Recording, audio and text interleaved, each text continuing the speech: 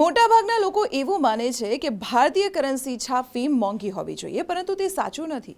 ભારતીય reserve bank advance security ફીચર્સવાળી note છાપે છે.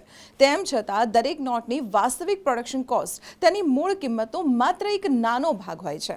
ચાલો જાણીએ કે દરેક ભારતીય નોટ છાપવા માટે આખરે કેટલો ખર્ચ થાય છે.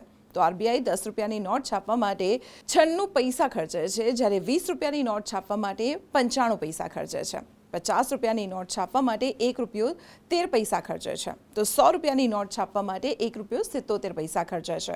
200 રૂપિયાની નોટ છાપવા માટે 2 રૂપિયા 37 પૈસા અને 500 રૂપિયાની નોટ છાપવા માટે માત્ર 2 રૂપિયા અને 29 પૈસા ખર્ચ કરે છે. 500 રૂપિયાની નોટ છાપવા માટે ફક્ત 2 રૂપિયા 29 પૈસાનો ખર્ચ થાય છે. આનો અર્થ એ થયો કે તે તેની કિંમતના 218 ગણા ફેસ વેલ્યુ આપે છે. આનાથી તે ચલણમાં સૌથી વધુ કોસ્ટ એફિશિયન્ટ નોટ બને છે.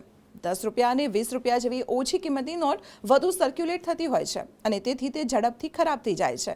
હાઈ વેલ્યુવાળી નોટ લાંબા સમય સુધી ચાલે છે, જેનાથી લાંબા ગાળે રિપ્લેસમેન્ટ ખર્ચ ઓછો હોય છે. અને આવી જ ઇન્ફોર્મેટિવ માહિતી માટે આપ જોડાયેલા રહો સંદેશ ડિજિટલ સાથે.